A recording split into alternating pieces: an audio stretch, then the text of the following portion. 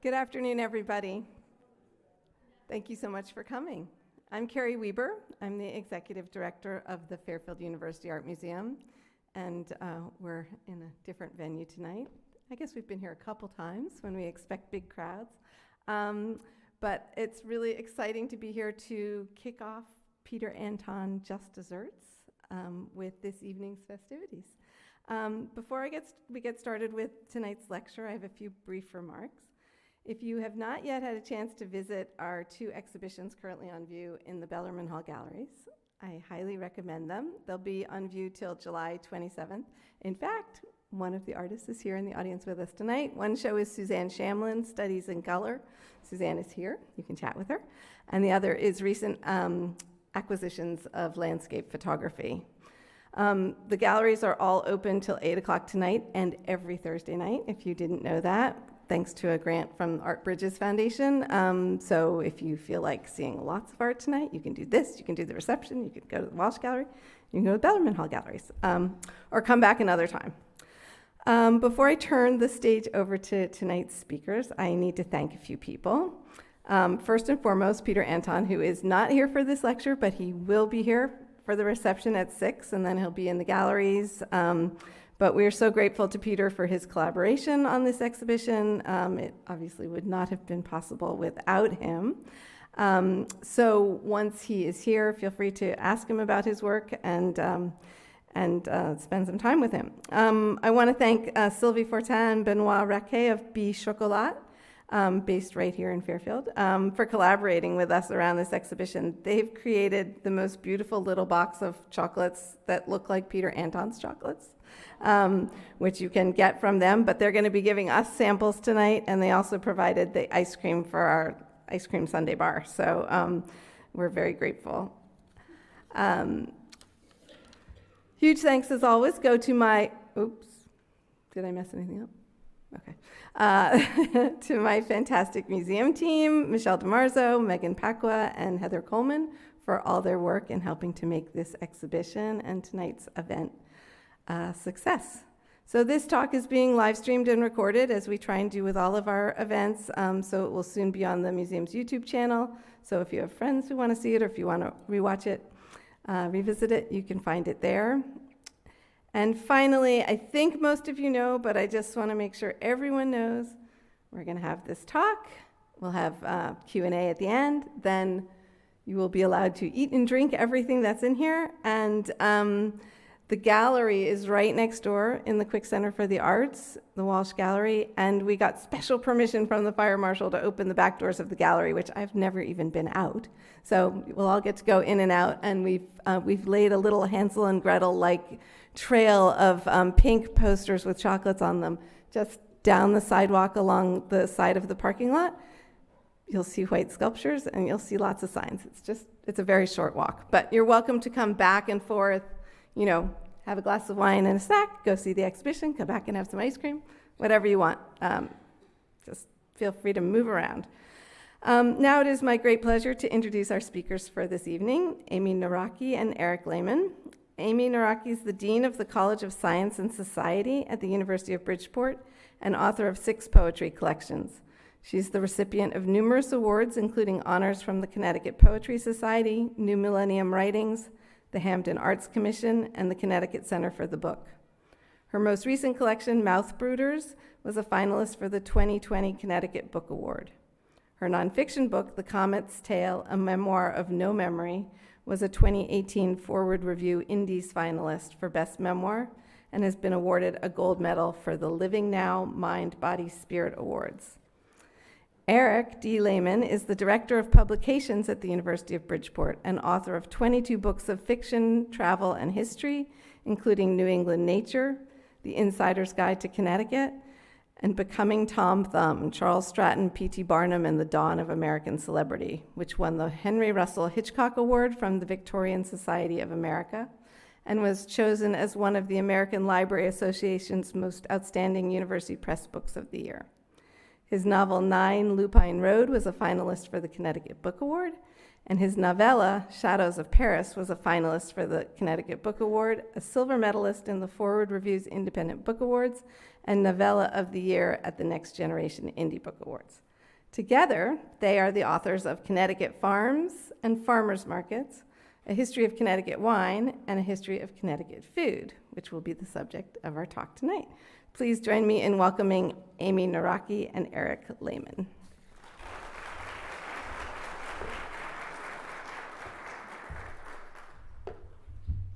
Thank you so much, Carrie. And thanks to Michelle, and thanks to the Dolan School of Business and the Quick Center for the Arts, and to Peter Anton. I'm so pleased you are all here tonight to talk with us about our favorite topic, and I'm sure one of your favorite topics, which is food, and specifically about Connecticut food. When we first started writing about Connecticut food, so to speak, 15 or so years ago, not many people thought of something called Connecticut food.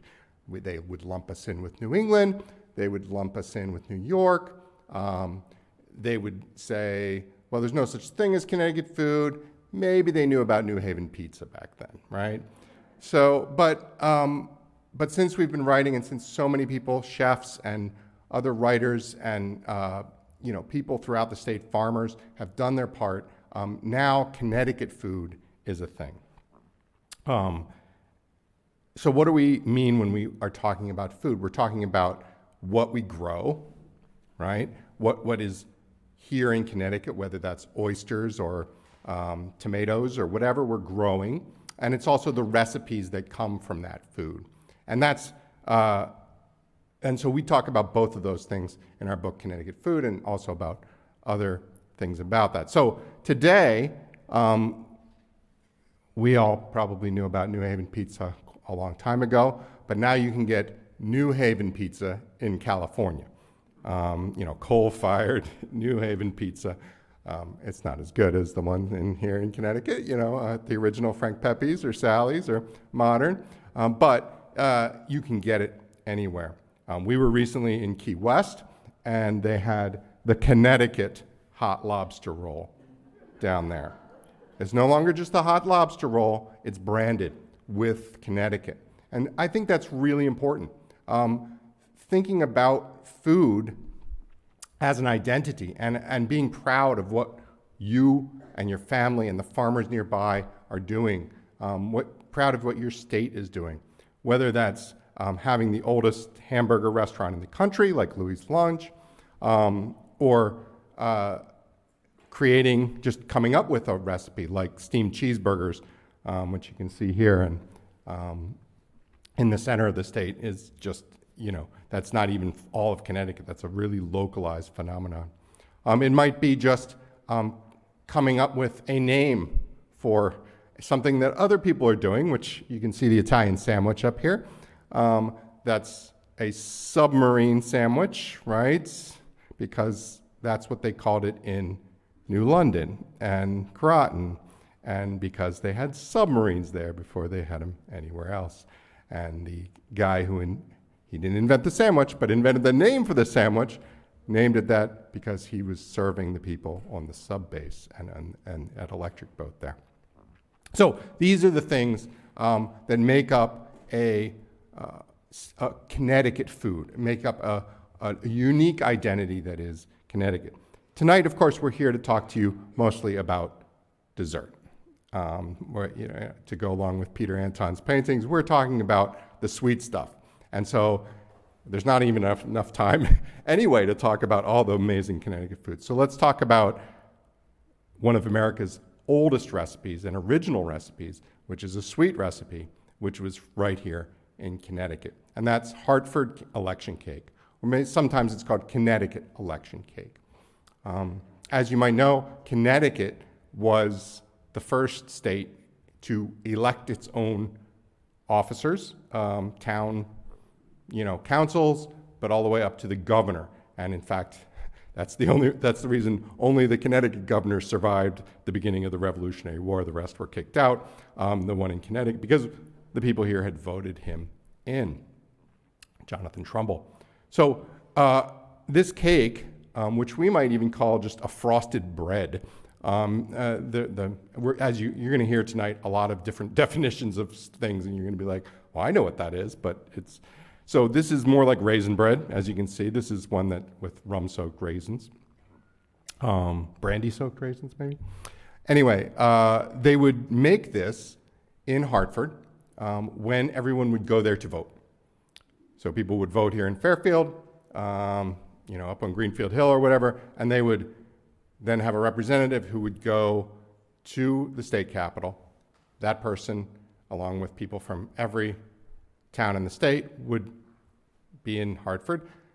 They didn't have a lot of inns back then, and they certainly didn't have enough inns to hold all those people. So you would go to whoever's house, people would stay over with other people, and the person at the house would make election cake.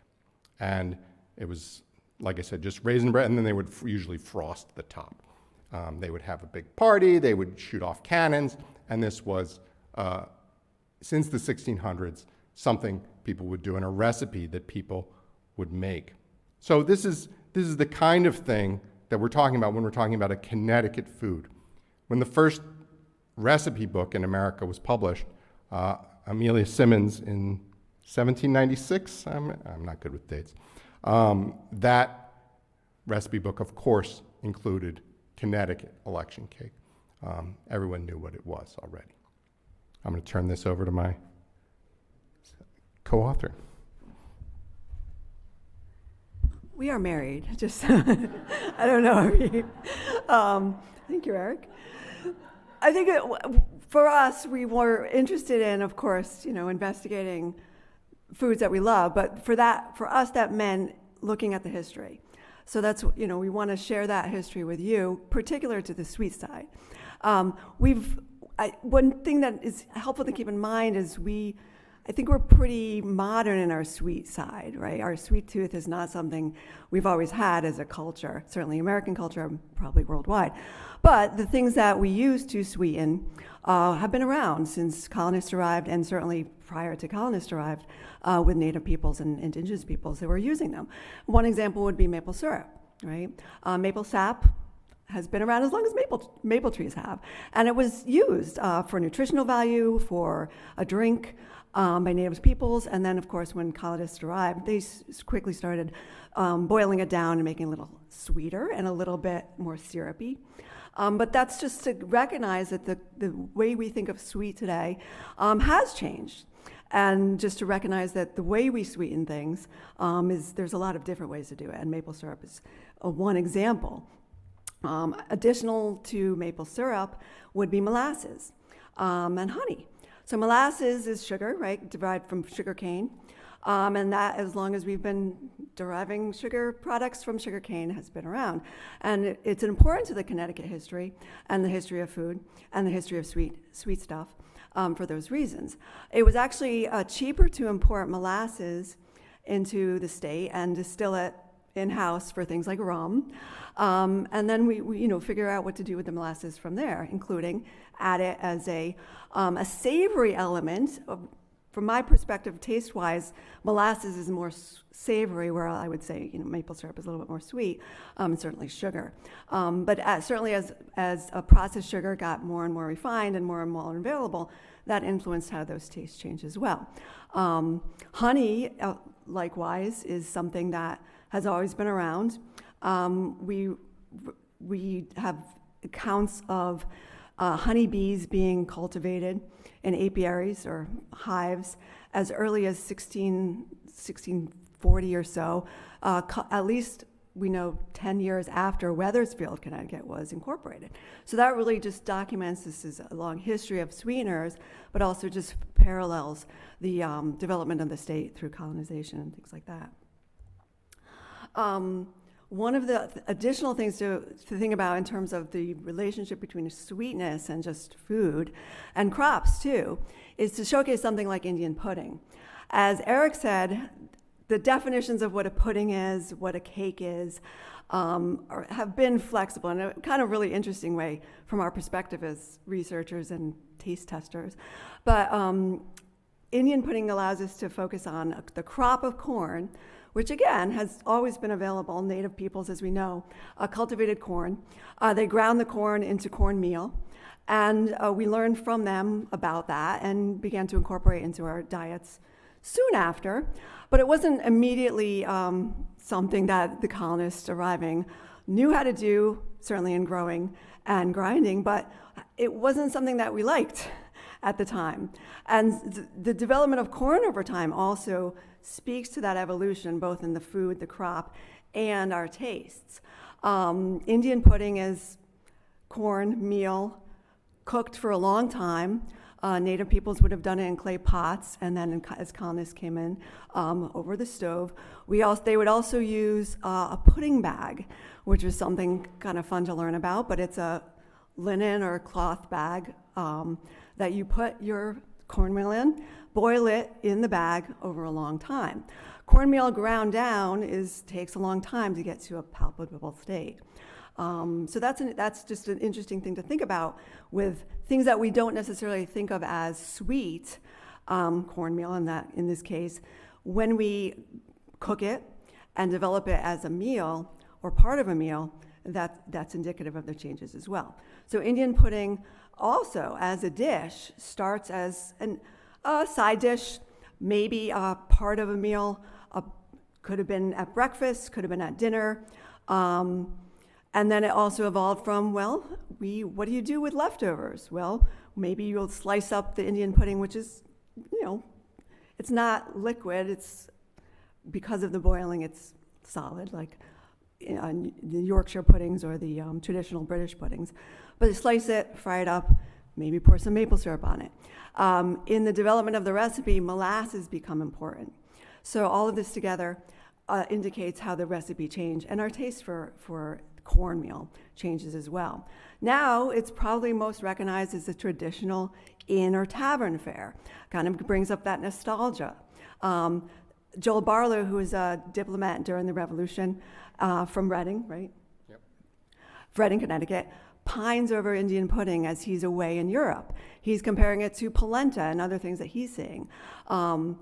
As it grows in popularity at home, we start to share it with the world. And that's just how food evolves in everything.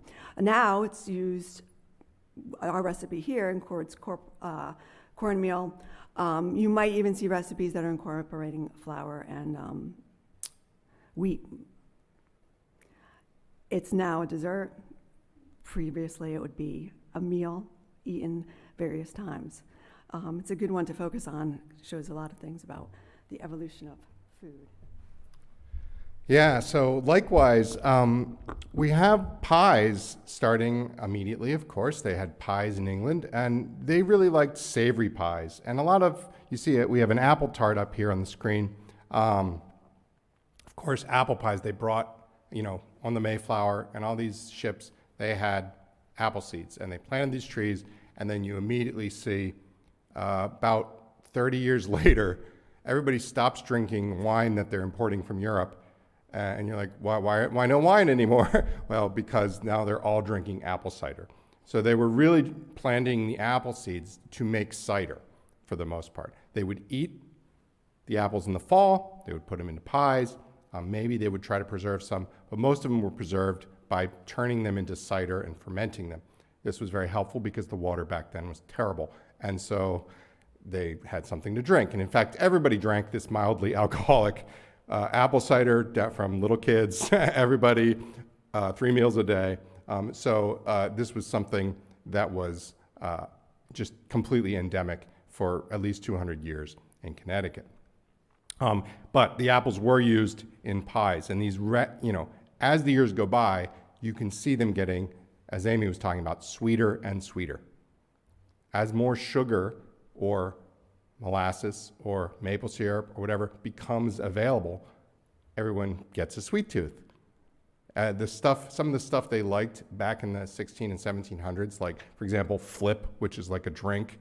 It's like a burned drink, beer and molasses, and it's disgusting. It's so bitter. The original recipe is so bitter. You can get it at some fancy taverns today, and you'll be like, oh, this is great. Well, they're putting tons of sugar in it compared to what the taste was back then. They did not have the sweet tooth that we had. So apples, pies and pastries. So you also see a peach pie up here, and you're like, why is there a peach pie in the history of Connecticut?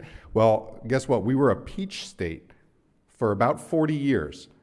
From 1800, they started planting peach trees. And maybe you've been to, I believe it's Branford. They have the oldest peach tree in the country in Branford. It's still there.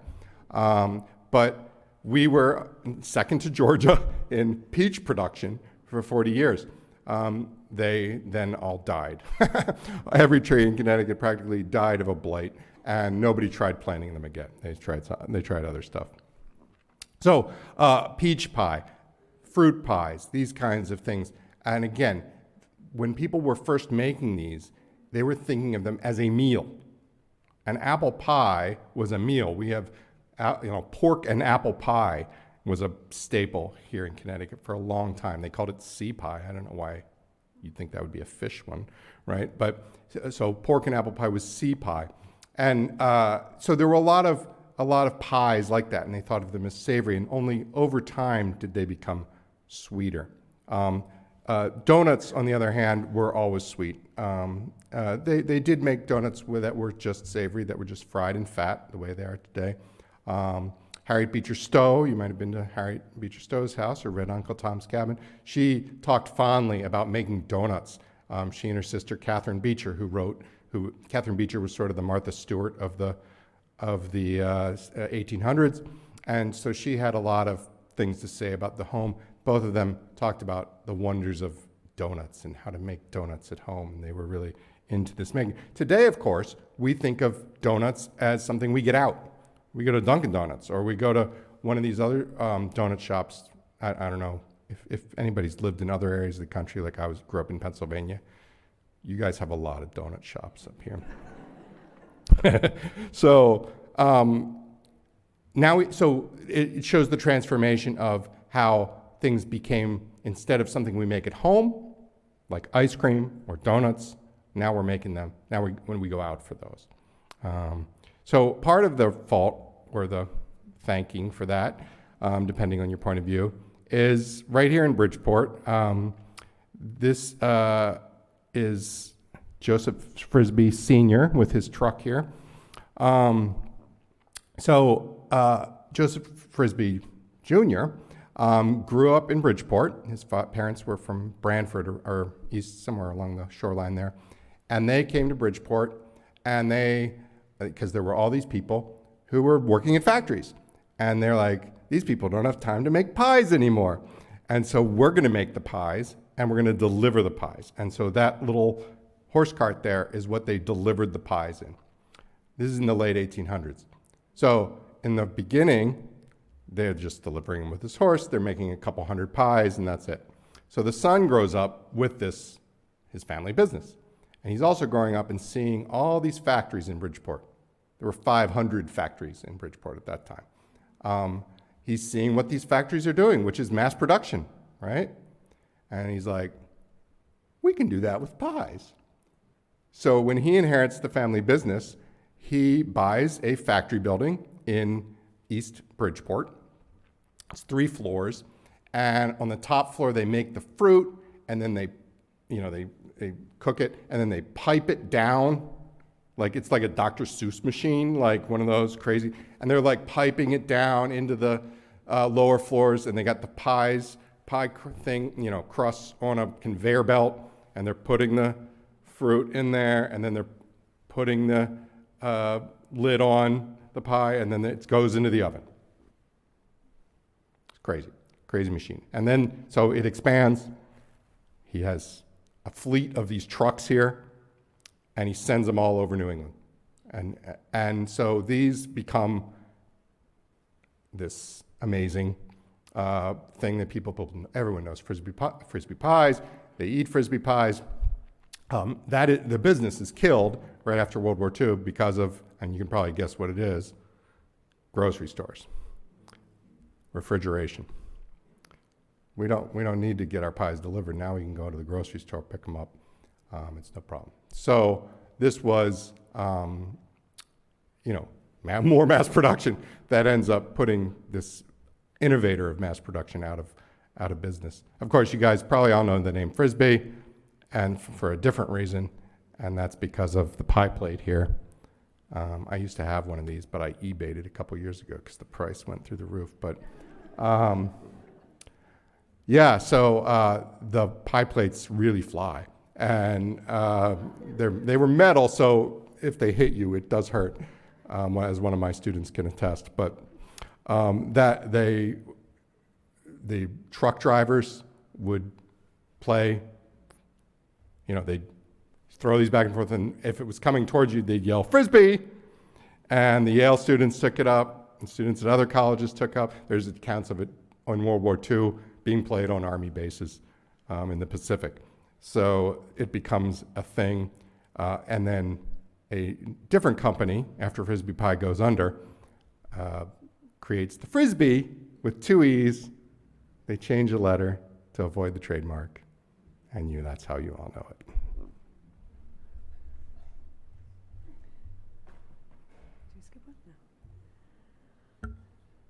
So you see how commerce impacts a lot of things.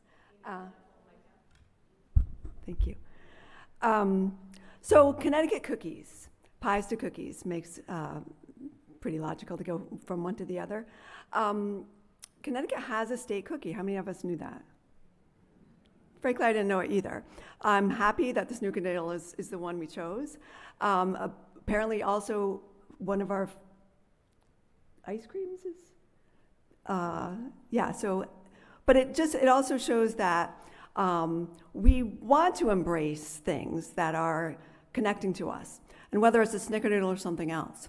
The mulatto cookie, which you see on the top of the screen from Pepperidge Farm, is significant for other reasons besides just being something you can pick up at the supermarket. Margaret Rutkin started Pepperidge Farms in Fairfield, Connecticut. Did we know that? Right? So that's a great way to showcase Pepperidge Farms, and even though we might recognize them as the cookies, we probably also know about the breads and all the other good things they bring. Margaret Rutkin grew up in Long Island. She worked in Manhattan. She got married and they moved to a farm in Fairfield, and her son was allergies. This may sound very familiar to us today. So she wanted to make him nutritious bread in home and to serve it to him for health reasons. As that grew, they opened their bakery in the horse barn, and eventually, because of her business savvy and her husband's help, they were able to expand the operations, and Pepperidge Farms grew. She, as an entrepreneur and a businesswoman, was able to travel the world. She visits Italy and notices they have these pretty distinct Italian cookies with chocolate in the middle, and borrows them, taking on the recipe and then making them and packaging them as Milano cookies. So there's just one example of taking something that we might start as a bakery with bread, but through the ingenuity and the business savvy of the owners, which is probably true of most everybody that we'll talk about today, including the Frisbee family, just changes it a little bit, and it becomes something that is beloved. Maybe Pepperidge Farm doesn't necessarily speak to Connecticut, but now that you know, you'll remember that Pepperidge Farm started in Connecticut. Ginger snaps is just another example of a maybe classic recipe that has, maybe it's not beloved, but it's a good example of things that we associate with yum. I like ginger snaps because I do like that savor. I do like the little bitterness that the molasses brings. But now you can pick up ginger snaps from pretty much anywhere. It's not so much a Connecticut dish or Connecticut. No, we can't claim to have started either snickerdoodles, Milano cookies officially, or a ginger snaps, but we just add it to all the things we love. But if we think a little bit about how, even if we're thinking about not being from Connecticut, but just how the evolution of food gets to be where it is, it's a good example. We also like the title of the recipe book from which this comes, New England's Cookbook or Young Housekeeper's Guide, being a collection of the most valuable receipts embracing all our various branches of cookery, and written in a minute and methodical manner.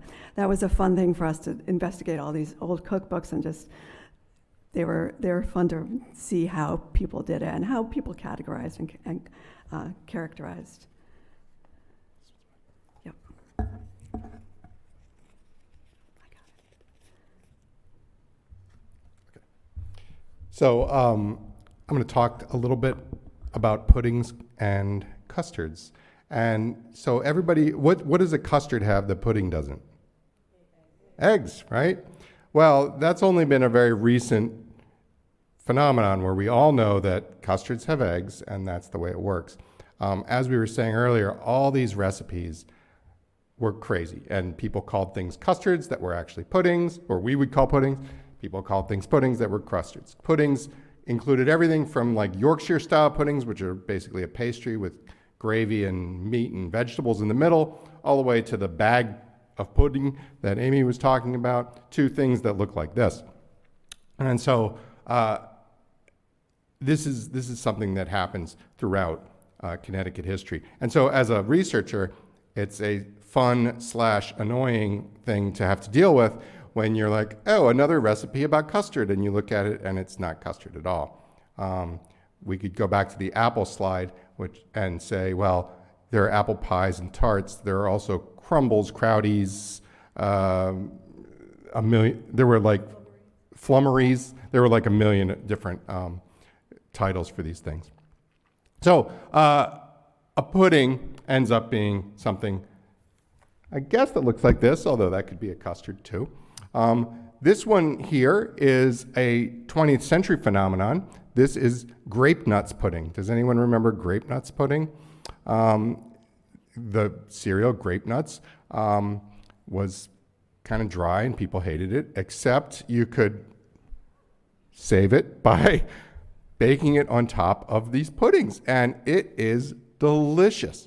The recipe in our book is like a vanilla pudding with this crispy, crunchy thing, and it becomes a diner food. This is you go to the diner, you get this. You can still get it at a couple places today, though fewer than even 15 years ago. You can get grape nuts ice cream as well at Shady Glen. That's something that you can still get here and there. But I encourage you all to try to make it at home because it is one of my favorite desserts now after writing this book. So Connecticut's official state dessert is ice cream. I didn't know that. Why is it ice cream? Well, between the late 1800s and the late 1900s, God, that makes me feel old when I talk about the 1900s like that. Connecticut was very much a dairy state. We had lots of dairy farms. We produced lots of milk. The reason it went away was because the milk prices fell, and that killed a lot of milk producers in small milk producers like the ones in Connecticut. But a lot of farms survived, and one of the ways they survived was to make ice cream, sort of bespoke, ice cream. Like Tomato Farm is farm-made ice cream. Arethusa Farm Dairy has made a huge name for themselves. Starting with their farm dairy, they also have a restaurant. It's very famous now. So Amy's farm dairy growing up was Ferris Acres Creamery up the road here in Newtown. And so I remember going there and trying this ice cream, and I'm like, what is different about this ice cream? It is so different than Ben & Jerry's or any of the stuff, even the really high quality ice cream. Obviously it's fresh, but there are other things about it. And one of those things is the way that fat and sugar interact. So this is something we should be talking about. We've been talking about sweet, but the fats are also very important, okay? Whether that's ice cream or chocolate, right? These things are all, the fat content is very important. So next time you guys go to a farm dairy to try their ice cream, I want you to pay attention when you take that first lick or bite. And if it leaves kind of a coating on your lips, and you're like, what is that? That's because they use a little too much fat in there, and that's the oil sort of getting on your lips there. Or if it's like that, they might have used too much sugar. But I find that to be wonderful to try to figure that out and to figure out and these farm producers who we've talked to, all of them writing our farm book, they love figuring this out. And they love trying to do that because it changes with different flavors and different things. When you add chocolate or you add these other flavors, then you have to mess with the different amounts. Yeah. Yeah, I guess we forgot to add the fat part of the sweet, which we all hate, right? We don't want to be sweet tooth, we got to cut out the fat. But they really do belong together in so many ways. So let's move on to candy. Sometimes you feel like a nut, sometimes you don't. Peter Paul Candy Manufacturing Company was born in Connecticut. Peter Halajian was an Armenian immigrant, comes to the U.S. and works in Naugatuck, sort of up the river from us here. And like the Frisbee family, saw what was going on in the industrial world that he was living and working in. And he focused on candy and began to manufacture candy inside of the Naugatuck rubber factory where he was working. His candies become popular. They are used in World War I rations. And like the Frisbees, the Frisbee tossing went around the world through the GIs fighting in the wars, candy, and particularly chocolate, also became something that was sent overseas. And when they came back, they're looking for these chocolates. Peter Paul and his company took advantage of that and began their company shortly between World War I and World War II. They launched Mounds first. Mounds, remember, is milk chocolate with coconut, and then Almond Joys come about a decade later. But it also just echoes what we had been talking about, how lots of things influence both our palate and the things that are available. And a very big influence is the work of industrials and particularly immigrants. I think we should really remark on that. And so the Peter Paul empire, as it became, is I think it's very cool that it's a Connecticut-based empire. That maybe we didn't know that in the first place. So that kind of, well, chocolate will work here. We can do chocolate. We can do it on an industrial level. We can share it around the world. Really sets the tone for the chocolatiers who have come since. So we'll just showcase a couple of them here. We have Munson's chocolate. They began in Manchester shortly after World War II, and they're using the sugar rations that everybody had to deal with, and they're boiling it down, making it into candy. Ben and Josephine. Ben would make the ribbons and dip it in the chocolate, and Josephine would put it in a nice box, and they would begin to sell it. And as they grew as a family and the love for chocolate began to grow, they expand, and they have several locations around the state. Foch's chocolate, which you also see pictured here, is about 20 years after the start of Munson's, but the same thing. In the Foch's case, they're coming out of Waterbury. The husband and wife team are making chocolates in their basement, and it becomes a family. Both companies are family run and continue to be, and they're both looking for quality ingredients, the sense of this was handmade, this was hand packaged, and that's the product we want to give to our customers. And they continue that tradition, started long ago when we were making it in our home, and then figured out that we could give it to others and share what we have. And it's a great way to see that you may not, again, think chocolate when you think Connecticut, but we should recognize that chocolate not only can be produced anywhere, but we should be proud of the producers, whether they're families or the chocolatier down the road who helps get the good sweet stuff to our mouth. So, yeah, I'm sorry if your eyes are hurt by this slide. Just to wrap up here, we also have a history with lollipops. Again, we didn't invent the lollipop. There were people sticking things on sticks back in the Middle Ages. This has been a thing forever. But they were industrially produced here in Connecticut, mass produced in the early 20th century. George Smith of Smith and Bradley ends up trying to trademark the word lollipop, and he is temporarily successful. Except that the problem is that you can put a Y there or an I there, just like with Frisbee, a Frisbee with an I or an E, and the trademark falls apart. And so he wasn't able to hold on to that, but we were the first place to officially produce what we might call today lollipops. Pez candy, again, was invented in Austria, but the guy who invented it, the company, ended up coming here to America, and at first as an American distributor, and then it took over the whole thing. And there's nothing that outrageous or special about the candy itself. Instead, his genius was mass producing the candy delivery system. So much like with a lollipop, having a convenient stick so your hands don't get all sticky, now we have a dispenser for your little candies. And although they are mass produced, he's able to make them have all kinds of different little faces here and then be very, attractive to children, of course, but also to be. I like the Star Wars ones. So this is also a history in our state and a way that Connecticut has contributed to sweet culture in the world. So Harry Beecher Stowe from here in Connecticut says, I have a word to say under the head of confectionery, meaning by this whole range of ornamental cookery or pastry, ices, jellies, preserves, etc. The art of making all these very perfectly is far better understood in America than the art of common cooking.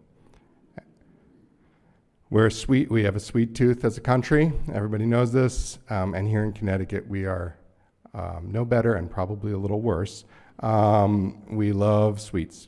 So I want to go back to what I was talking about at the beginning and say that Connecticut foods of various sorts, especially things like maple sugar, Mounds bars, sweets are part of Connecticut's identity. And I want you guys to all take that with you today and think about your culture, this Connecticut culture, as something special and that tastes good. So we'll be happy to take any questions. Thank you.